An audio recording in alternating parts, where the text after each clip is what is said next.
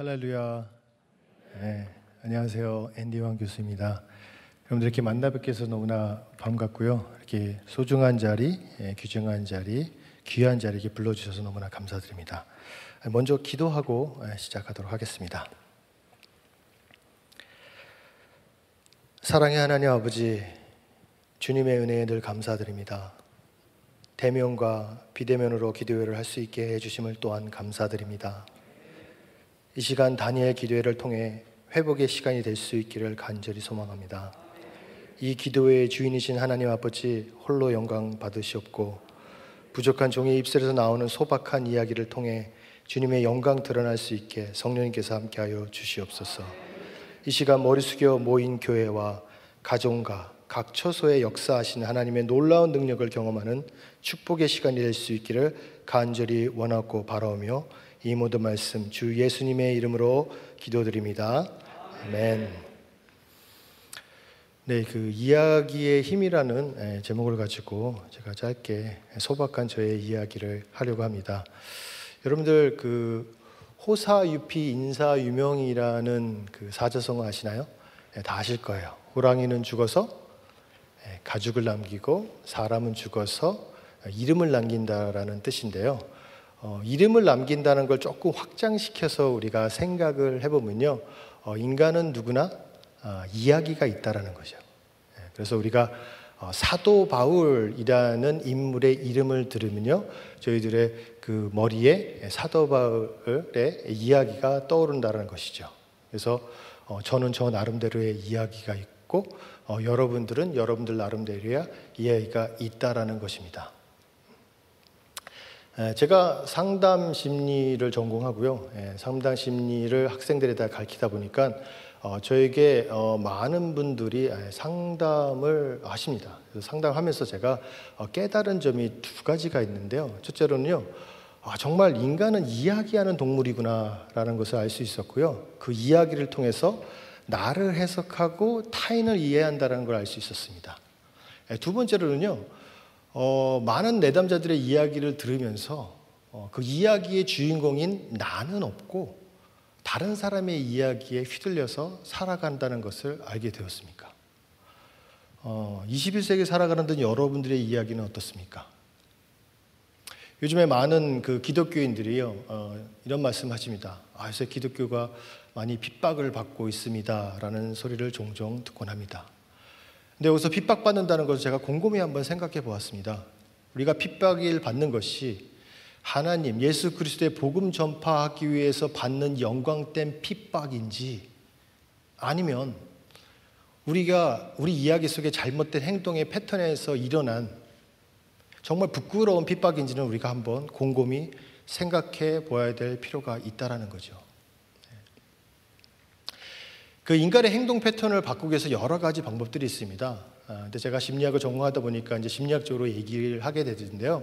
이야기 심리학자 맥아담스가 무슨 말을 하냐면요, 인간의 이야기는 과거, 현재, 미래가 실타래처럼 이렇게 엮여져 있는데, 그리고 그 인간의 이야기의 주머니는 한정되어 있다라고 얘기를 하고 있습니다. 그래서 그 이야기의 주머니에 이야기를 쌓고 쌓다 보면요, 가장 약한 부분에서 그 이야기 주머니가 빵 터지는데, 저희 심리학 쪽에서는요, 중독에 빠지기 쉽다라고 이야기하고요, 우울증에 걸리기 쉽다라고 얘기하고요, 많은 그 병지적 현상들이 일어난다라고 이야기하고 있습니다. 그래서 맥아담스의 논지는 굉장히 간단합니다. 그래서 우리의 이야기로, 과거의 이야기로 돌아가서 reconstruct the past, 과거의 자기의 이야기를 재구성할 필요가 있다라는 것이죠. 여러분들 과거의 자기의 이야기를 한번 돌아보시기 바라시겠습니다. 만약에 자기의 이야기를 돌아보면요, 그 안에는, 이야기 주머니에는 슬픈 이야기, 기쁜 이야기, 정말 떠오르고 싶지 않은 트라우마 같은 이야기, 정말 파편화되는 이야기, 여러 가지 히로에게 이야기들이 있다라는 거죠. 그 이야기를 한번 꺼집어내 보라는 거죠. 그러다 보면 정말 쓰레기 같은 이야기들은 벌어버리고 정말 좋은 이야기들을 다시 재구성하라는 이야기입니다. 그렇게 자기의 과거의 이야기 속으로 들어가서 재구성을 하다 보면은 perceive the present, 나의 현재의 모습이 보인다라는 거예요. 과거의 이야기를 듣다 보니까 나의 장점도 있고 단점도 있다라는 거죠. 여러분들이 매일매일 삶 속에서 하는 행동 패턴이 짜잔하고 그냥 갑자기 나타난 것이 아니라 여러분들 이야기 속에서 이런 행동 패턴들이 나타난다라는 거죠. 그래서 나쁜 이야기들, 나쁘게 행동된 패턴들은 버리면 되는 거고요. 좋은 이야기들만 바라보라는 거죠. 그래서 자기의 그런 좋은 이야기를 보는 사람만이, 나의 장점과 단점을 파악하는 사람들만이 anticipate the future, 미래에 대한 청사진을 그릴 수 있다라는 간단한 논지입니다. 저 또한도 인생을 정말 제 이야기의 주인인 저의 이야기를 살지 못하고 남의 이야기에 살았던 것 같습니다. 저는 중학교 때 운동을 했습니다. 무슨 운동을 했는지 궁금하신가요? 전혀 궁금 안 하시는 표정인 것 같아서 제가 그 테니스라는 운동을 했습니다. 딱 보기에 테니스 잘했을 것 같으세요? 못했을 것 같아요? 감사합니다. 긍정적인 마인드 좋습니다. 네, 잘했어요. 잘해가지고요. 그 고등학교에 제가 스카웃이 됩니다. 근데 제 이야기 속에 그때 사건이 하나 발생이 돼요. 고등학교에서 운동을 잘 하고 있었는데 그때 당시에 코치 감독이 돈 많으신 엄마 찬스, 아빠 찬스 쓰시는 분들한테 돈을 받으시고 저희 운동선수들은 시합을 나가야지 상도 타고 그런 정적을 가지고 뭐 국가대표라든지 아니면 실업팀이라든지 대학에게 발탁이 되는데 그게 단절이 된 거예요. 지금도 그런지는 모르겠지만 그때 당시엔 저한테는 17살 나이에 굉장히 충격적인 사실이었어요. 그래서 이 더러운 세상, 더 이상 운동을 못하겠다 하고 운동을 때려칩니다. 운동을 그만두게 됐는데요. 그때 사회적 분위기가 아마 지금 좀 마찬가지일 것입니다. 남자든 여자든 대학을 나와야지 사람답게 살 수 있다라는 게 전반적인 사회적 분위기였어요. 그래서 공부를 해야겠다라고 공부를 시작합니다. 공부를 잘했을까요? 못했을까요? 아무 말씀도 없으시네. 못했습니다. 어느 정도 못했냐면요, 시험을 치고 나면요, 학기말 끝나고 나면 이렇게 통지표가 날라오지 않습니까? 그때만 해도 이게 수, 우, 미, 양, 가 이게 순이에요. 그래서 수가 가장 잘한 거고 가가 다 제일 못한 거죠. 전 과목이 다 가예요. 저희 아버님이 그 학교 선생님이셔서 맨 학기 끝날 때마다 통지표를 가져오라고 그러시더라고요. 그래서 통지표를 딱 이렇게 받아보시더니요, 한참을 이렇게 묵상을 하시더라고요.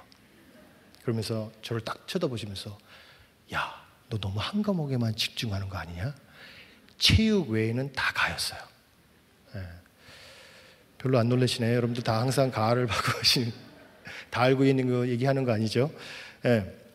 그래갖고 이거 공부도 못할 것 같아요.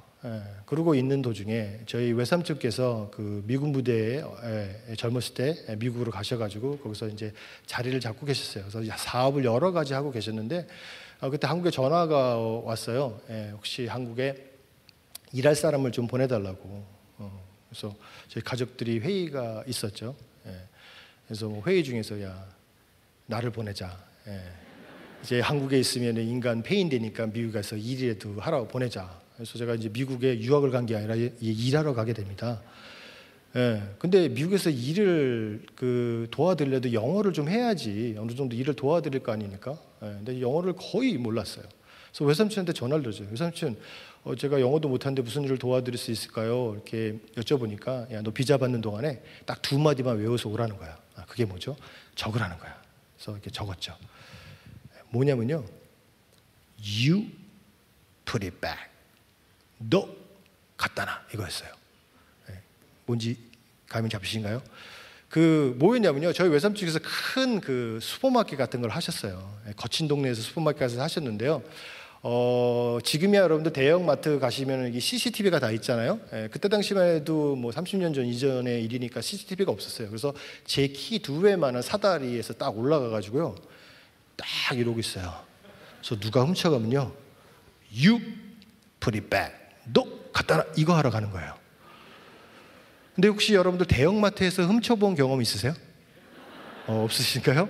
보통 사람의 심리가 이렇게 훔쳐서 걸리게 되면은 어떻게 돼요? 위축이 되고 어쩔 줄은 몰랐습니다. 내가 너무 배고파서 이 빵을 훔쳤습니다. 라고 변명을 대잖아요. 근데 저희 외삼촌께서 하는 그 동네는 약간 거친 동네에서 그런지요, 누가 딱 훔쳐가는 거 보고 내가 You put it back. 너 갖다 놔, 이러면요, 들은 채 만채예요. 그래서 그 높은 사다리에서 막 내려와서 어깨를 딱 잡아. You put it back. 그러면 손을 딱 치면서 오케이. 그러고 나서 당당하게 물건을 놓고 밖으로 나가요. 그리고 다시 당당하게 들어와요. 그래서 그 물건을 잡고 돈 주고 사가는 거예요. 그러니까 제가 보면은 돈 주고 사가는 거고 안 보면 훔쳐가는 거예요. 제가 이렇게 장황하게 설명하는 거는 이런 중요한 업무를 가지고 제가 미국에 간다는 거예요. 그래서 그 경로를 해서 제가 미국에 일을 하러 가는데 제가 미성년자이다 보니까는 이제 학교를 다녔어야 돼요. 그래서 서류를 띄는데 이제 거기서 제가 충격적인 사실을 알게 돼요. 뭐 성적은 워낙 나빴으니까 충분히 이해가 되는데 생활기록부가 쫙 있지 않습니까? 거기서 읽어보니까 뭐 운동도 잘하고 튼튼하고 건실하고 말이 있었는데 거기 영어가 적혀 있는 거예요. 거기 IQ라는 게 있는 거예요. 근데 거기 98이 적혀 있어요. 되게 좋아하시네. 내 IQ가 98이 된 거야? 앞만 봐도 앞에 일자가 지어지는 게 안 보이는 거야. 그래, 나는 태생이 어쩔 수 없다. 그냥 이대로 일만 하면 가야겠다라고 그걸 들고 이제 미국을 가요. 근데 더 충격적인 사실은요, 제 제자가 알려줬어요. 돌고래가 IQ가 110이래요. 제가 그거에 더 충격받았어요. 어찌됐든 그거 가지고 이제 미국에 이제 공립학교를 가는데 미국의 공립학교를 가게 되면요, 교장 선생님이랑 면담이 있어요. 교장 선생님 면담을 하는데 그때 당시 3명이 전학을 온 상태인 것 같아요. 한 명은 벌써 교장 선생님이랑 면담을 하고 있고 오른쪽에 백인 친구가 앉아 있었고 제가 이렇게 앉아 있는데 오른쪽에 이 백인 친구가 어떤 친구였냐면요, 그 헤비메탈하는 친구들 아세요? 머리가 길고 까만색 계통의 옷을 입고 뭐 해골바가지 그리고 막 피 뚝뚝 흘려지는 뭐 그림에 막 무서워요.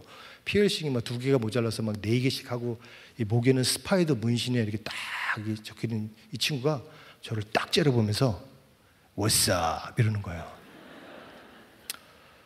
근데 이 말이 무슨 말인지 하나도 모르겠어요. 제 머릿속에는 이게 욕으로 들린 거예요. 그래서 머릿속에 스치는 단어가 하나가 있었어요. 뭐였겠어요? 선빵. 여러분들 선빵이 뭔지 모르시죠? 그쪽에서 주먹이 날라오기 전에 내가 한 번에 제압하는 거예요. 저의 선택은 싸움이었어요. 그래서 이 친구가 나한테 2번째 What's up 하는 순간에 저는 그 소리가 너무나 위협적이게 들렸거든요. 그래서 저는 또 남자들의 그 속된 말로 개끼가 잡아야 되는 거거든요. 그 17살 나이에. 그래서 2번째 What's up 하는 순간 제가 주먹으로 목을 팍 쳤어요. 쳐서 막 떼굴떼굴 부르는 거예요. 막 우당탕 소리가 나니까 막 교장 선생님이 막 소리가 나니까 막 소리 들고 오면서 You come from Korea, 한국에서 오긴 했는데 뭐라고 시부렁거리시긴 하는데 무슨 말인지 하나도 모르겠어요. 근데 저 때문에 굉장히 화가 났다는 걸 제가 알겠어요. 그러면 저한테 딱 보시면서 You got 2 weeks detention 이러는 거예요. 그 말이 무슨 말이냐면요, 나중에 알았던 건데요, 제가 가자마자 2주 정학을 받았어요. 근데 그 말이 무슨 말인지 몰랐죠. 그래서 저 같은 이제 운동선수들은요, 또 공부는 못하는 사람들은 또 이게 출석률 짱이잖아요. 그 다음날 제가 가방을 메고 학교를 갑니다. 근데 교장 선생님 저를 딱 보시더니 고개를 절레 하시면서 이렇게 들어오라고 하더라고요. 그래서 복도를 지나가는데 아이들이 저랑 눈을 안 마주치려고 그래요. 여러분도 혹시 외국에 나가본 경험이 계실지는 모르겠지만 외국 나가면 이렇게 눈만 마주치면 서로 이렇게 인사해요. Hi, what's up? 이게 what's up이 인사였던 거예요. 근데 이 친구가 이렇게 이쁘게 what's up 이랬으면 인사인 줄 알았을 텐데 what's up 이러니까 제가 그게 욕인 줄 알고 저는 싸움을 걸었던 거고 하룻밤 사이에 소문이 다 난 거예요. 쟤는 인사만 하면 중국부터 날아간다. 저는 눈을 마주치려고 그러지 않은 거죠. 그리고 학교를 시작하는데 뭐 친구가 있었겠습니까? 친구도 없죠. 그래서 학교를 다니고 끝나서 외삼촌 집에 가서 그 와처맨이라는 일을 하고 매일 지났어요. 2개월이라는 시간이 흘러요. 2개월이라는 시간이 흘렀는데 저희 학교가 공립학교거든요. 그때만 해도 이제 보호자가 사인하면 공립학교에 들어갈 수 있는 상태라서 공립학교를 인데 거기 한 20% 부류가 약간 이제 일진들이 있었어요. 그 친구들이 점심시간에 뭘 하냐면요, 2가지를 해요. 하나는 랩을 불러요. 오늘은 날씨가 좋은데 학교에서 이러고 있네 힐이 하면서 랩을 부르고요. 또 한 가지는 점심시간에 저 같은 이제 왕따들한테, 영어 못하는 왕따들한테 음식물을 이렇게 던져요. 하루는 이렇게 샌드위치를 먹고 있는데 뭐가 빙글빙글 날아와서 제 뺨을 딱에 흘러 내려가더라고요. 근데 보니까 이제 슬라이드 친 썰어져 있는 이 토마토가 케첩까지 발라 있어요. 한번 맞아보세요. 기분이 너무 안 좋아요. 그래서 너무 화가 나가지고 딱 쳐다봤죠. 그러니까 막 20개의 눈을 나 이렇게 쳐다보는 거예요. 이렇게 너무 무서워서 눈을 돌렸어요. 그때 나의 선택과 집중이 또 시작돼요. 나의 선택은 싸움이었어요. 제가 20명을 다 때려 눕히지 못하니까 가장 왜소하게 생긴 사람한테 한 명만 들고 내가 걔를 잡겠다는 생각에 두 번째 쳐다보고 가장 왜소한 사람한테 달려가갖고 무릎으로 얼굴 치워갖고 어깨를 탄 다음에 주먹으로 코를 빵빵빵 3번을 쳐요. 코피가 쫙 나더라고요. 당연히 교장 선생님 오셨겠죠. 그리고 미국에서는 학생들끼리 싸울 수 있는데 이게 피가 터지면 좀 사건이 커졌어요. 그때 이제 교장 선생님 모두 저한테 처음에 그날보다 저를 더 격분하시면서 You got 2 months detention 이러는 거예요. 그 말은 뭔지 알아듣죠. 이제 제가 그래서 2개월 제가 정학을 받았어요. 2개월 받고 이제 받고 집을 가는데 저 외삼촌께서는 좋아하시더라고요. 아침부터 저녁까지 2개월 동안 부려먹을 수 있어서. 그리고 다 마치고 이제 학교를 가는데 학교를 가고 싶겠습니까? 그 어린 나이에 일도 힘들어 죽겠고 친구도 없고 영어도 못하고 문화적 충격에 너무 학교가 가기 싫은 거예요. 근데 그때 하나님께서 예비하시는 만남이 시작돼요. 제가 누굴 만났을 것 같아요? 전혀 궁금해하시지 않으세요? 여자분을 만나요. 여자분을 만나는데 그 다이안 라카투다라고 그 히스패닉계 그 불란서계 미국인 선생님이 저희 학교에 저같이 영어 못하고 그다음에 이제 불량 아들 모아서 이제 담임 선생님이 부임 오시는데 그분이 너무나 고우셨어요. 그분을 딱 보는 순간 라라라라라라 이런 느낌으로 저한테 오시는 거예요. 그분이 너무 고우셔서 그분 보는 그분한테 잘 보이는 저것 때문에 제가 학교를 되게 열심히 다녀요. 거의 뭐 출석률 100%였고요. 얼마나 열심히 하냐면요. 열심히 하는 걸 보여주기 위해서 뭐 수학 같은 거 수학도 아니죠. 뭐 이게 뭐 거의 뭐 계산기 두들기면 되는 수준이고 거의 산 수준의 고등학교 미국 고등학교 실력이 그렇고 뭐 하여간 뭐 자연도 뭐 그 현미경계 그림 나오면은 거기에 가로치고 뭐 렌즈나 이렇게 쓰는 거잖아요, 그렇죠? 근데 이제 이게 영어로 써야 되잖아요. 저는 국어로 썼어요. 렌즈나. 그래서 선생님이 그 한영차전을 찾아보면서 이게 맞은 틀렸는지 그 정도로 되게 열성을 보면서 제가 학교를 다녀요. 미국은 유급제도가 있기 때문에 열심히 다닐 수밖에 없었고요. 그래서 제가요 유급 한 번도 안 하고 2년 만에 제가 고등학교를 졸업해요. 와, 놀랄 일이죠, 그렇죠? IQ 98이 고등학교 졸업해요. 박수 칠 일은 아닌데 아직까지는 졸업을 해요. 그리고 이제 됐다. 고등교육을 받았으니까 이러고 있는데 그때 교장 선생님이랑 그 담임 선생님이 추천서로요. 제가 대학을 가게 돼요. 이건 놀랄 일이죠, 그렇죠? 우리는 아무나 다 이제 추천서 써주잖아요. 근데 미국은 그 추천서가 굉장히 세더라고요. 그래서 들어가기 힘든다는 뉴욕 공대에 제가 들어갈 가야 돼요. 그래서 이 기회를 놓치잖아. 한국에서는 대학도 못 가네, 저가. 추천서를 통해서 추천서 내용은 이런 거죠. 지금과 언어의 장벽이 있어서 주먹질을 몇 번 했으나 뭐 2년 동안 열심히 해서 뭐 이렇게 했다 이런 좋은 내용을 써서 추천서로 대학을 가요. 근데 제가 아버님이 학교 선생님이고 제가 유학을 간 목적이 아니기 때문에 저지 금전적으로 굉장히 많이 힘들었어요. 그래서 외삼촌 집에 계속 있으면은 그냥 용돈은 벌겠지만 등록금을 댈 형편이 안 된 거예요. 그래도 다행인 것은 그 2년 동안에 외삼촌이 주신 용돈을 모아서 제가 집을 나오기를 결정해요. 나온 이유는 제가 일을 해야지 대학 등록금을 메꿀 수 있을 것 같아서 제가 나오게 돼요. 나오게 되는데 돈이 너무 없다 보니까 그 굉장히 저가에 이제 렌트를 하잖아요. 근데 뉴욕 같은 데는 너무 비싸요. 그래서 뉴욕의 맨하탄은 못 가고요. 퀸스라는 동네를 가는데 우리나라 가장 낮은 층의 그 집이 반지하잖아요, 그렇죠? 근데 미국은 그 중국인들이 불법으로 지하까지 파는 방들이 있어요. 그 방을 쪼개가지고, 방을 쪼개서 거기에 이제 제가 이제 렌트를 하러 가는데 얼마나 열악하냐면요, 그 조그만 방에 불을 딱 켜면요, 바퀴벌레가 이렇게 쫙 몇십 마리가 없어지는 그런 방에서요. 그럼 자야 되고, 저의 머릿속에는 저의 목표는 대학을 졸업해야 되는 게 나의 꿈이었기 때문에 그거 보고 달려가는 거예요. 그래서 정말 거짓말 하나도 안 보태고요. 저는 거의 그다음에 교회 추석 잠깐 하고 학교, 일, 학교 거의 4시간 이상 자본 적이 없이 그렇게 열심히 학교 다녀요. 왜? 나의 목표는, 나의 이야기 속의 목표는 대학을 졸업해야지 사람구실을 한다는 그 목표만 가지고 열심히 다니는 거예요. 그래서 시간이 없으니까 빨리까지 진행할게요. 대학을 졸업을 해요. 야, 이제 됐다. 한국에 있으면 대학도 못 졸업할 건데 미국까지 와가지고 대학을 졸업을 해요.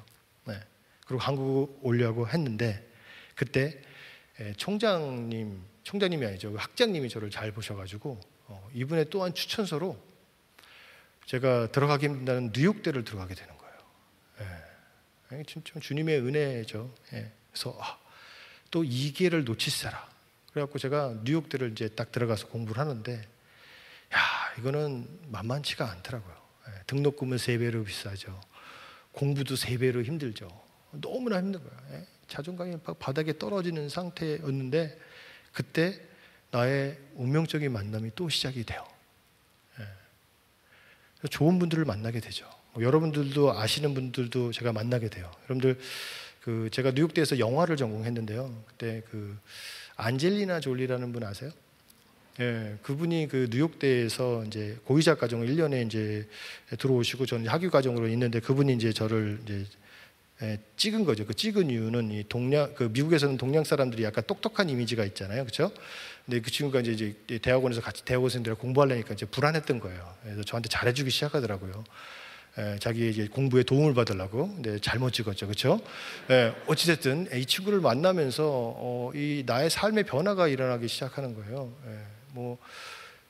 안 들어왔던 과외도 들어오게 되고, 그 다음에 새로운 만남도 시작이 되게 되면서, 하여튼 이런 만남들 통해서 나의 떨어졌던 자존감도 올라가게 되고, 과외도 들어오면서 정말 무사히 제가 대학원까지 졸업을 해요. 졸업을 하고 나서 야, 이제 됐다. 내가 원했던 거, 대학도 아닌 이제 대학원까지 나왔으니까 이제 한국에 들어와야지라고 생각했는데 그때 미국의 정책 중에 하나가 practical train이라는 게 있었어요. 뭐였냐면요, 제 스스로 미국 회사에 지원을 하게 되면은 1년 동안 미국에서 정착할 수 있는 그 비자를 발급해 주는 거예요. 그래서 제가 이 기회를 놓치세라. 제가 미국 전역에 회사에 지원을 하기 시작합니다. 근데 이게 지금이야 여러분들 지원할 때 인터넷으로 이렇게 지원하잖아요. 그때 당시만 해도 인터넷이 이렇게 활발히 발달한 데가 아니라서 이 팩스라는 기계가 있어요. 팩스라는 것 통해서 이게 집어넣는데 미국이 워낙 넓다 보니까 이 팩스 넣는 것도 되게 비싸요. 그리고 저희 집엔 팩스도 없었고요. 그래서 제가 이력서랑 그다음에 자기소개서를 갖다가 2장을 만들어 갖고 뉴욕 대학교 학생센터에 가고 팩스를 보내기 시작해요. 얼마나 무식하게 보냈냐면 제가 어느 기업의 회장을 뽑는데도 이렇게 보내버려요. 거의 1000군데 정도를 계속 보내는 거예요. 왜? 어차피 내 돈 나가는 것도 아니고 뭐 믿자야 본전이라는 그런 무식한 거를 그냥 계속 보내기 시작해서 보내면서 제가 이렇게 노트에다 이렇게 적었죠. 근데 우리나라에서 이렇게 지원을 하다 보면은 이게 관심이 없으면 연락도 안 하잖아요. 근데 미국은 이렇게 편지가 날라와요. Thank you for applying our company. 우리 회사에 지원해서 너무나 감사합니다. 우리 회사에 오게 되면 너는 이러한 연봉에, 이러한 베네핏에, 이런 것들을 좋은 얘기 쓰고 맨 끝에 No thank you죠, 그렇죠? 거의 rejection letter를 받는 거예요. 거의 거부 레터. 해서 받기 시작해요. 거의 900개가 넘게 거절 레터를 계속 받아요. 근데 운이 좋게 어떤 한 군데에게 됐어요. 됐는데 이상하게 한 군데에서 연락 안 오는 회사가 있는 거예요. 이게 궁금하더라고요. 다 떨어지고 한 군데 됐고 한 군데 연락이 안 오는 데가 너무 궁금한 거예요. 이게 딱 보니까 G로 시작하는 회사야. 이게 골빈삭스인지 골드만삭스라는 회사가 이렇게 있는데 친구한테 물어봤죠. 이게 무슨 회사야? 그래. 이거 금융회사라는 거야. 너 여기도 지원했니? 그래서 나 무조건 다 지원했다. 그러니까 여기 회사가 큰 회사이기 때문에 너한테 분명히 연락이 갔을 텐데 왜 연락이 안 가지? 그래서 그 소리를 듣고 제가 그 다음 날 이제 거기 인사과에 전화를 해요. 전화해서 This is Andy Huang. 그러니까 Are you Andy Huang? 이런 식으로 나를 아는 것처럼 전화를 받더라고요. 그래서 이거는 뭐지? 라고 얘기를 들어본 즉슨 팩스를 보냈는데 그쪽에서 받는 팩스가 잉크가 모자라서 거기에 그 팩스 보내온 날짜랑 그 다음에 제 이름이랑 딱 보내주고 나머지 백지로 쫙 나오는 거예요. 근데 그 요즘 것들은 메모리 기능이 있어서 새로운 팩스 좀 이게 메모리 기능이 나오는데 그때만 해도 그게 없었어요. 큰 회사다 보니까 이게 분실이 된 거야. 그 전화 팩스 단부를 이렇게 찾아보니까 거기에 뉴욕대에서 연락이 온 거 알아서 뉴욕대 전화했대요. 그래서 앤디 왕을 찾으니까 없죠. 제 가명이 앤디 왕이고 제 본명이 황인식이거든요. 그 앤디 왕이 없는 거야. 그래서 2개월이 지나고 신입사원 200명은 다 뽑은 상태에서 있는데, 그래서 인사과에 전화 받는 사람한테 혹시 앤디 왕한테 전화 오면 이런 사실이 딱 알려주라고 전화를 받은 거야. 제가 전화를 하니까 얼마나 기뻤겠어요. 미션 컴플릿이죠, 그렇죠? 그 사람들은 잡이 끝난 거야. 그래서 너무 열받은 거예요. 열받는 게 아니라 좀 억울하더라고요. 아니, 내가 어떤 사람인지 알고 니네들 나를 이렇게 그러냐. 그래서 자기네들끼리 회의가 있었대요, 인사과에서. 그래서 지금에도 와서 인터뷰를 보게 되면은 내년에 신입사원 뽑을 때 1차 합격 개런티를 해주겠다는 거예요. 뭐 제가 내년에 있을 수 있겠습니까? 거의 없을 텐데. 근데도 이제 머릿속에는 이 대기업에서 그 면접 보는 것도 저한테 도움이 되겠다라고 생각해서 제가 면접을 보러 가요. 근데 보통 이렇게 면접을 보러 가게 되면은 남자분들이 양복을 입고 가잖아요, 그렇죠? 근데 저는 돈이 없어갖고요, 양복이 없었어요. 그래갖고 그래도 잘 나간다는 옷이 그때 그 힙합 바지라고 아세요? H.O.T가 입는 치마 같은 바지를 이렇게 깔끔하게 차려입고, 그리고 담배 사면 주문은 그 뉴폴 라이트 그 엑슬라지인데 외국인들이 너무 크니까 뭐 더블 엑슬라이트처럼 그런 티셔츠를 입고요.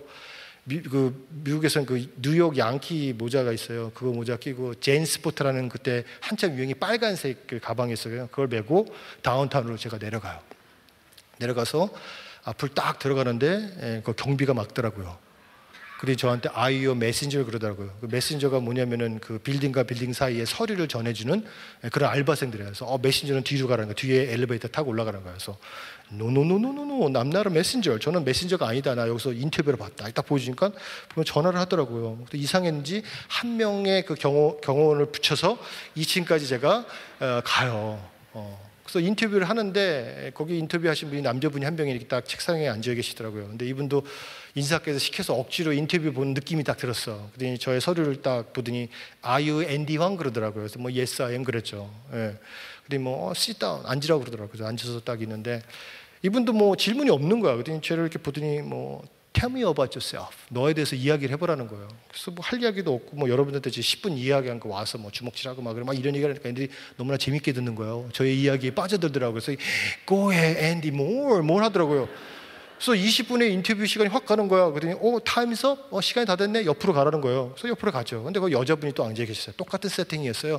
이분도 거의 하고 싶은 그 인터뷰가 아니었어요. 그랬더니 뭐 Are you Andy Hwang? 그러더니 Yes I am. Sit down. 앉으라고 그러더라고요. 앉았죠. 근데 이분도 보시더니 뭐 Tell me about yourself 또 이러더라고요. 그래서 여러분들한테 또 했죠. 이 사람 되게 재밌겠더라고. Go ahead, more, tell me more 이러더라고요. 또 옆으로 가라는 거예요. 화가 확 나는 거예요. 개도 아니고 자꾸 옆으로 가라 그러고 I'm hungry, I need to go home. 나 배고프니까 집에 가야 된다. 막 이러니까 너 배고프니? 옆에 가서 인터뷰 보고 있으라고. 내가 음식 시켜줄게. 그리고 이제 인터뷰를 보는데 세 번째 인터뷰도 똑같은 세팅에서 하고 있는데 어떤 머리 히트키트하는 분이 이 구루마 같은 걸 쫙 갖고 오시면서 음식을 가져오시더라고요. 야, 그걸 딱 여는 순간 샌드위치가 딱 있는데 이건 길거리에서 파는 5불짜리 샌드위치랑 차원이 다른 거예요. 야, 그 빵의 촉촉함과 중간에 쓸려 있는 그 토마토의 싱그러움은요 정말 말로 표현할 수 없을 정도로 두툼한 게 이게 올려져 있고요. 그 치즈가 이게 녹아져 있는 치즈의 각도가 환상적이었어요. 그 옆에는 그 생페어 그리노라라고 이탈리안 탄산수가 2병이 놓여져 있는 거예요. 감히 유학생이 돈 주고 사 먹을 수 없는 게 2병이 있는 거예요. 야, 샌드위치를 딱 먹는 순간 입에서 그 녹는 그 치즈의 고소함은 극히 말을 표현할 수가 없을 정도예요. 그러면서 물 한 모금 딱 먹으시는데 그 따끔따끔 거리에 목에서 터지는 그 느낌은요 너무나 맛있는 거예요. 그리고 인터뷰를 3개를 마치고 이제 돌아가는데 내일 또 오라 그러더라고요. 이게 뭐지? 그래서 저는 되게 단순해요. 내일 오면 이 샌드위치 하나 더 먹겠다는 생각에 제가 오케이라고 와서 3번의 인터뷰를 하고 샌드위치를 먹고 오는데 한 번 더 오라 그러더라고요. 그래서 갔죠. 갔는데 이번엔 다른 빌딩으로 저를 이렇게 옮기더라고요. 그런데 좀 높은 빌딩으로 쫙 올라가더니 좀 큰 방이었어요. 근데 거기에 그 창문이 이렇게 있는데 그 밖에는 브루클린 브리지, 맨하탄 브리지가 쫙 보이더라고요. 근데 머리 히끗한 분이 거기에 MD 뭐라고 써 있어요. MD? 메디컬 닥터? 왜 의사가 왜 금융회사 있지? 그리고 이렇게 있는데 앉으라고 그러더라고요. 그랬더니 야, 너가 이틀 동안에 인터뷰를 봤는데 다 6명이 다 좋은 평가를 너한테 줬다라는 거야. 그럴 수밖에 없죠. 1번 질문밖에 안 했는데. 그래서 너가 어떤 사람인지 보고 싶어서 나를 불렀다는 거예요. 그 소리를 듣는 순간 열이 확 받는 거예요. 나 진짜 알바자고 지금 3번 쉬고 왔는데 그걸 확인하려고 나를 불렸나? 그래서 막 삐죽삐죽 막 거리고 있었는데 그분이 그러더라고요. 앤디, I'm a MD 그러더라고요. 그래서 저 열받아서 You MD, I'm a ND 그랬죠. 근데 이분이 하고 싶은 말은 그 MD라는 말이 매니저 디렉터예요. 제가 그 정도로 몰랐어요. 제가 매니저들에게 자기 실사라는 거죠. 그랬더니 저 보는 앞에서 인사과에 전화를 하더라고요. 야, 니네들 이번에 신입사원 200명 뽑았는데 수고했다. 근데 한 명이 더 추가해야 되는데 이게 사내 규정상 안 되니까 ND라는 사람을 그 다음 단계 애널리스트를 뽑으라는 거예요. 야, 그 소리를 듣는 순간 나의 이 거만한 태도가 아주 역시 의사 선생님은 최고야 이러고 앉아 있었어요. 그래서 제가 2주 후에 친구한테 크레딧 카드를 빌려가지고 양복 2벌을 사가지고 제가 회사에 입사를 해요. 예. 아무도 놀라시지 않으시나요? 그렇죠? 입사해요. 입사하는데 정말 그때 당시만 해도 그 고드만삭스에서가 25,000명의 그 사원들이 돌아가는 그 역동이 저한테는 너무나 충격적이고 너무나 재밌었어요. 그 더 충격적인 건 뭐였냐면요. 여러분 들어오실 때 이제 문 열고 들어오셨잖아요. 그 문 열고 들어오는 그 크기의 문짝에 냉장고가 층층마다 있는 거예요. 근데 위에서 밑에까지 다 음식인데 그게 다 공짜야. 야, 그걸 먹을 수 있다는 게 난 너무나 충격적이었어요. 그래서 제가 금요일만 되면요 덤펄백 2개를 가지고 가요. 그래갖고 그거를 싹 쓸어다가 제가 그 불쌍한 유학생들 나눠주고 그랬거든요. 예. 어차피 금요일날 이 사람들 다 폐기 처분하니까. 그래서 제가 골드만삭스 그지로 한 6개월 동안 불렸어요.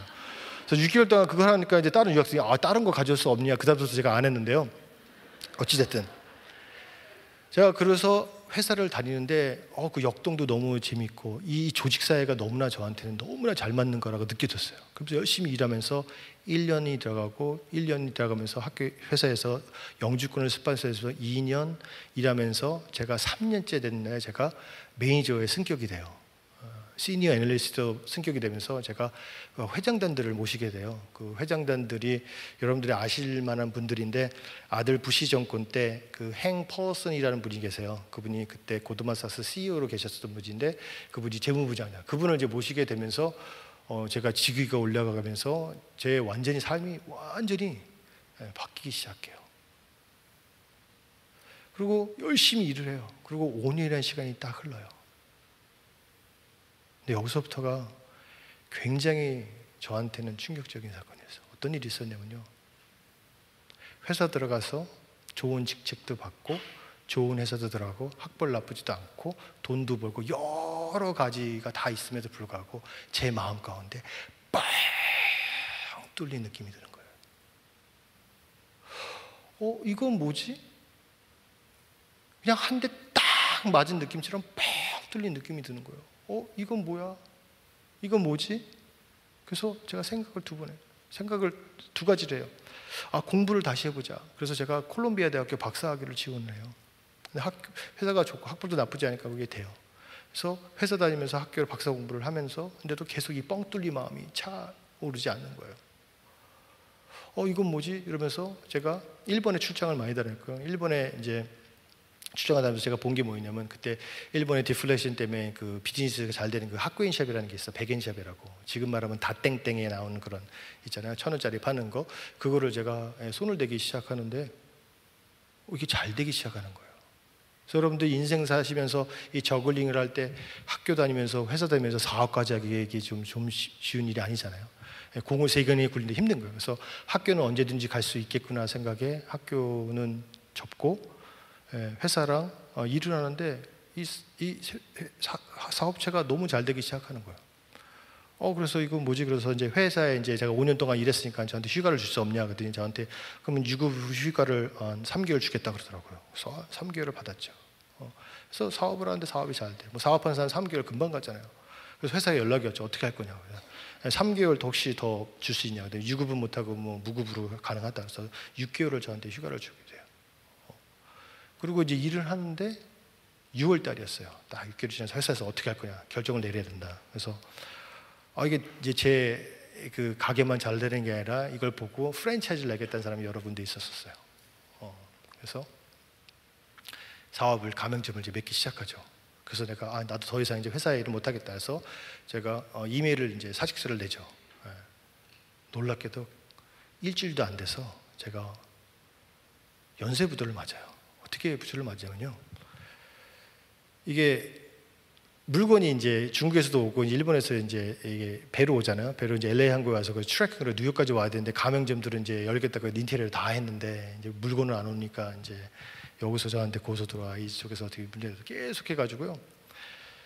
제가 6개월 만에 그 세운 회사를 거의 1년을 정리해요.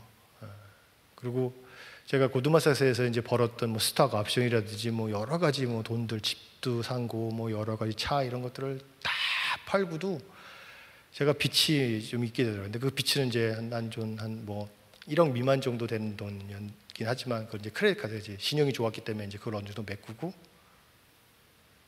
쪽딱 망하게 되는 거예요. 어떤 느낌이냐면요. 하나님께서 여러분들 그 날달걀 아시죠? 생달걀이라고 그러나요? 예, 날달걀을 이렇게 툭 친 것도 아니고 딱 의도적으로 잡아가지고 딱 치는 느낌이었어요. 완전히 바닥에서. 근데 제 인생에서 없었다가 있을 때는 좋았는데 있다가 없어 보니까 그게 너무나 힘들더라고요.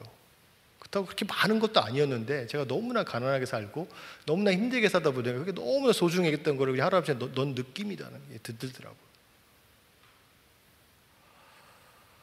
그래서 제가요 너무 힘들어가지고 정말 진짜 자살 시도를 2번을 해요. 참 부끄러운 얘기이긴 한데요.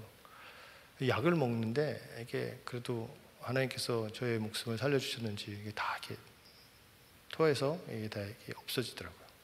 굉장히 거의 뭐 인생 폐인처럼 살았죠. 그러면서 이 나에게 그 뻥 뚫린 공허함은요, 말로 표현할 줄도 너무 힘들었어요.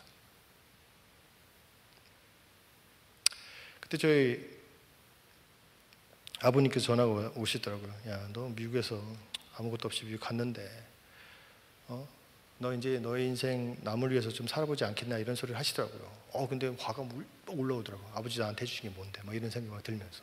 근데 그 말이 내 뇌리에 계속 스치면서, 그리고 뭐 주위 분들이 다 교회 다니시는 분들고 저도 주의 성수 열심히 지켰으니까. 네. 그러고 있는데, 제가 여태까지 믿었던 하나님이 아니다는 느낌이 막 들기 시작하는 거예요. 3대께 기독교 집안이고 기독교 문화에서 자랐음에도 불구하고 나의 인생에 주님은 없다라는 거. 그래서 하나님과 그때서부터 독대의 시간을 제가 갖기 시작한 거죠. 처음에 기도하는데 기도가 이렇게 쉽게 나오지 않더라고요.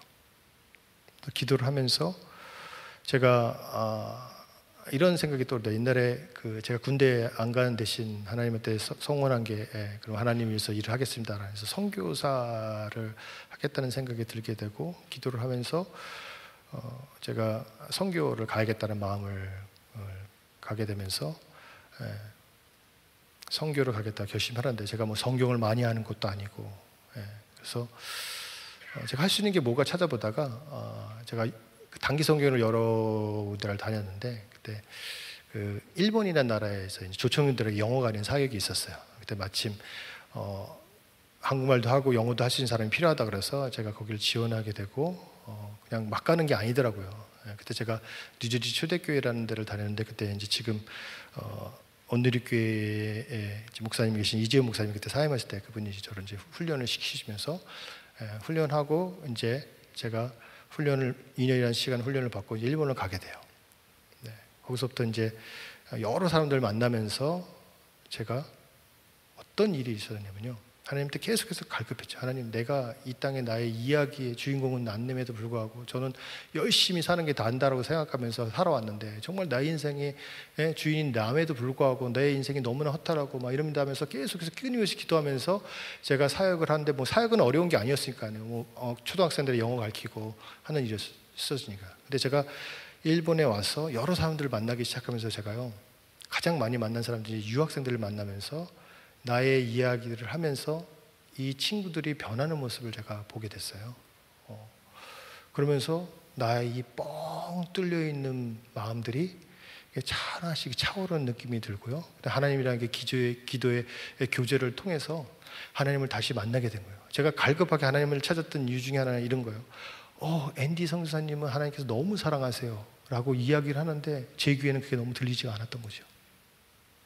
그래서 저는 그때서부터 하나님한테 부르짖었어요. 하나님, 저는 3대째 기독교 집안이고 기독교 집안에서 자랐지만 정말 죽은 신앙 살았습니다. 저를 다시 만나 주시고요, 저를 회복시켜 주십시오 라고 기도를 부르짖었어요. 처음에는요, 기도가 정말 나오지도 않더라고요. 하나님 정말 있을까라는 의심도 너무 많이 했어요. 그렇지만 저는요, 그 운동선수들이요, 지구력은 또 짱이잖아요. 그렇죠? 제가 매일 새벽마다 부르짖었죠. 결국에는 2년 만에 하나님께서 그 응답을 해주시기 시작하시더라고요. 그래서 저한테 주신 사명은 너가 앞으로 해야 될 일은 다음 세대를 이끌어간 리더들을, 세울 사람들을 너를 통해서 세울 거다라고 저한테 약속을 주시더라고요. 그래서 2년의 사역을 제가 하기로 했는데 1년을 더 하고 제가 영주권 포기하고 한국에 들어와서 다시 상담심리라는 걸 제가 공부하게 돼요. 지금서부터가 여러분들 되게 중요한 것 같습니다. 저는 특히 우리 다음 세대를 이끌어가는 우리 청년들이요, 여러분들 지금서부터 하나님을 다시 만나시길 바라겠습니다. 하나님을 만나는 건요, 기도밖에 없습니다. 답은 기도고요. 그 기도가 지금서부터 시작하셔야 된다는 것입니다. 나의 부모의 신앙이 나의 신앙이 아닌 것이에요, 여러분들. 여러분들 지금서부터 하나님이랑 독대하시면서 정말 주님을 만나셔야 되는 겁니다. 주님을 만나지 않으면요, 저의 인생처럼 대학을 나와야지 인간 취급한다, 그 말에 휘둘려서 살아간다라는 것이요. 여러분들, 제가 한 인물을 소개시켜 드릴 건데요, 저는 이분의 이야기를 들으면서 정말 굉장히 많은 것을 제가 감동을 받곤 합니다. 이게 실화인지 아닌지 모르겠습니다. 이분이 21살 때 부모님이 돌아가세요. 그리고 22살 때 갈비뼈가 골절이 되고요, 23살 때 벼락을 맞으세요. 그리고 26살 때 결혼을 하세요. 그리고 27살 때 이혼을 하시고요, 그 해에 형제도 이혼을 해요. 그리고 28살 때 보증을 잘못 써서요, 이분이 쫄딱 망해요. 그리고 30세 때 폐암 진단을 받으세요. 그리고 31살 때 폐암이 완치가 돼요. 이분도 운동선수셨는지 32세 때 선수의 복귀를 하고요, 그리고 33세 때 계단에 굴러서 두개골이 파손이 돼요. 그리고 34살 때 왼쪽 손목에 총을 맞으시고요, 36살 때 막바지 선수 생활 중에 인대가 절단이 돼요. 그리고 36살 때 은퇴를 하시고 39살 때 코치 생활을 하십니다. 그리고 40살 때 폐암이 재발을 하세요. 44살 때 4년 만에 폐암을 완치시켜요. 그리고 45살 때 감독 생활을 하시고요, 그 다음에 46살 때 식중독에 고생을 하세요. 그리고 47살 때 벼락을 또 맞으세요. 여러분, 벼락 한 번 맞는 게요, 그 로또 1등 당첨자보다 더 힘들대요. 근데 이분은 2번 맞으셨어요. 그리고 또 살아나셨어요. 그리고 48살 때 집에 도둑이 들어서요, 3천만 달러짜리 보물을 빼앗기세요. 그리고 49살 때 집에 큰 불이 납니다. 그리고 50살 때 감독직에서 해고가 되세요. 그리고 41살 때 노숙자 생활을 하시고요, 42살 때 억울한 누명을 써서 살인 혐의로 징역 10년형을 받으세요. 그리고 63살 때 출소하셔서 조그마한 인쇄소 공장에 취직을 하시고요, 66살 때 인쇄소 사장이 되세요. 그리고 67살 때 사회에 돈을 헌납하시고 70살, 70살 나이에 명예퇴직을 하십니다. 그리고 71살 때 늦깎이 재혼을 하세요. 그리고 73살 때 여러분들 아시는 맨체스터 유나이티드 구단의 첫 구단주가 돼요. 그리고 74살 때 폐암으로 사망을 하세요. 여러분도 혹시 이분의 인생보다 힘드시다는 분 손 들어보세요. 없으시죠? 저도 인생을 롤러코스터처럼 살았다고 생각했는데 정말 이분의 인생을 보면서 이분은 모르겠어요. 실제 인물인지 모르겠습니다. 저는 이 글을 읽으면서 저한테 스스로 위로를 하는데요. 여러분들 인생의 이야기에는요, 희로애락이 있습니다. 인생에 성공하는 삶을 살기 위해서는요, 많은 분들이 질문을 합니다. 어떻게 하면 우리가 성공한 삶을 사는지. 너무나 간단합니다. 하나님을 만나시는 거예요. 그리고 사도행전 우리 1장 8절에 나와 있는 것처럼 성령의 힘을 받아 땅끝까지 일어서 복음을 전하라고 주님께서 말씀하십니다. 그렇죠? 우리의 이 사명을 가지고 산다라고 하면요, 인생에 어려운 역경이 있다 하더라도요, 우리 이 사명 때문에 이 땅에 사는 것이라고 생각합니다. 특별히 우리 사랑하는 우리 청년 여러분들, 제가 대학생들을 가르치다 보니까 많은 분들이 저한테 이런 얘기를 합니다. 교수님, 제가 뭐 해야 될지 모르겠어요 라고 이야기를 합니다. 근데요, 저는 늘 하는 얘기가 있습니다. 야, 분명히 하나님께서 이 땅에서 허락하신 목적이 너한테 있을 거다. 그 목적은 너가 주 예수 그리스도를 믿고 그 예수 그리스도의 믿음의 복음을 전하는 일이 네 일인데, 그 일을 찾는 것이 너의 일인 것인데, 우리가 주 예수 그리스도의 이름으로 구원을 받은 자는 저는 하나님께서 적어도 한 달란트는 줬다고 허락을 하십니다. 여러분들 달란트 비유 아시죠? 여러분 달란트 비유 목사님들이 많이 설교를 하셨을 거예요. 그렇죠? 저는 달란트 비유를 읽으면서 정말 놀라운 것들을 저 나름대로 깨닫게 됐습니다. 여러분들 그 한 달란트의 그 시가가 지금 얼마인 줄 아세요? 별로 궁금 안 하시죠? 그렇죠? 저는 궁금해서 한번 찾아봤어요. 찾아봤는데 지금 화폐로 대충 계산해서 34kg의 화폐라고 얘기를 하더라고요. 그래서 저도 찾아본 지가 오래돼서 그걸 계산을 해보니까 한 17억 정도가 된다라고 얘기를 해요. 뭐 지금이야 코로나 때문에 금값이 더 올라가서 한 대충 잡아서 한 20억이라고 치고요, 그렇죠? 여러분들 우리가 예수님을 믿고 예수님의 구의 백성으로 살아가는 사람은 저는 적어도 한 달란트를 하나님께서 허락하셨다고 생각을 합니다. 그러나 여기서는 2달란트 계신 분도 계시고 5달란트 가신 분도 계실 거라고 저는 알고 있습니다. 근데 여기 성경을 잘 보시면요, 한 달란트 가진 분은 어떻게 했어요? 땅에다 묻었어요. 2달란트, 5달란트는 여러분 다 아시다시피 바로 사용했어요. 여기서 공식이 있어요. 바로 사용하면 하나님께서 오토매틱리 2배로 만들어 주신다는 거예요. 달란트를 받김에도 불구하고 내가 땅에 묻어버린 순간 어떻게 해요? 하나님께서 뺏어가셔요.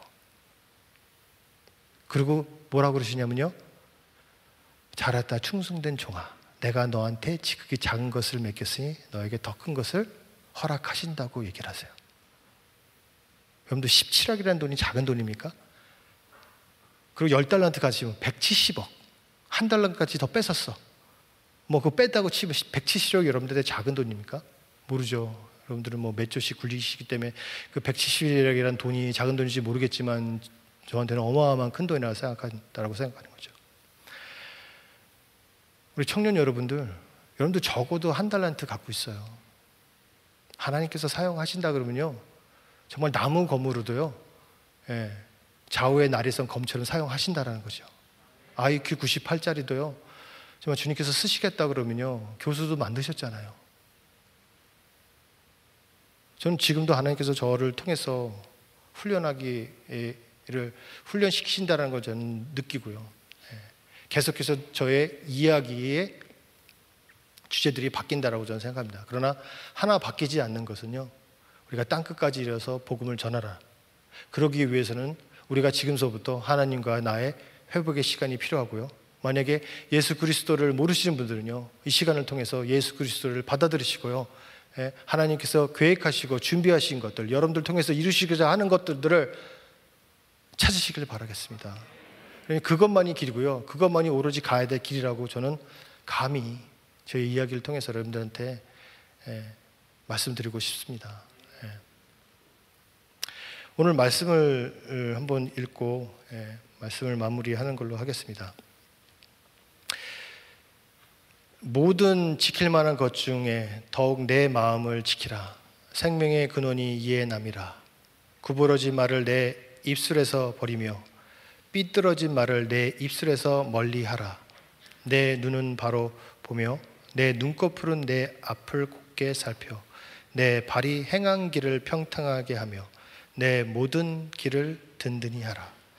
좌로나 우로나 치우치지 말고 내 발을 악에서 떠나게 하라.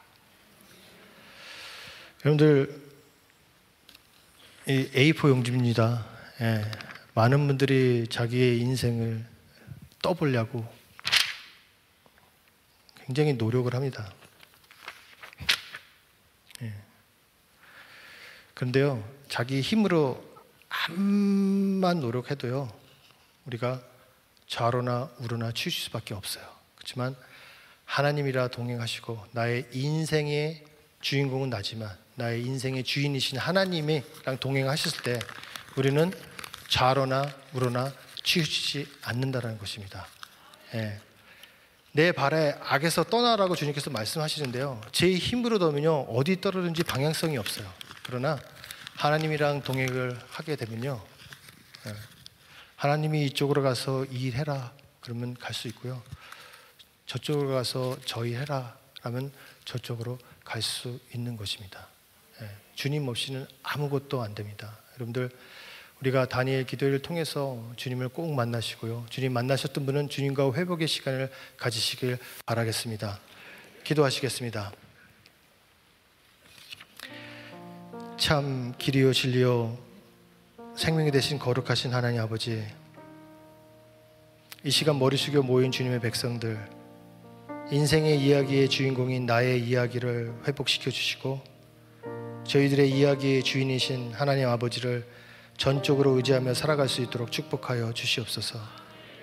하나님께서 저희를 택하사 긍휼과 자비와 겸손과 온유와 오래 참음을 옷을 입고 주님과 동행의 삶을 살게 하여 주시옵소서. 좌로나 우로나 치우치지 말고 저희들의 발을 악에서 떠나게 하시어 우리의 인생의 이야기를 잘 써 내려갈 수 있도록 하나님의 놀라운 기름 부음 역사가 일어날 수 있도록 축복하여 주시옵소서. 특별히 다음 세대를 이끌어 나갈 청년들을 위해 기도합니다. 그들의 인생의 이야기에 관여하시고 그들의 삶 가운데 믿음의 멘토들, 믿음의 선생님들, 믿음의 선후배들, 믿음의 친구들, 그리고 믿음의 배우자들 만남의 축복을 누릴 수 있도록 축복하여 주시옵소서. 21일간의 열방의 기도회가 주의 은혜 가운데 마무리될 수 있기를 간절히 기도드리며 주 예수님의 이름으로 기도드렸습니다. 아멘.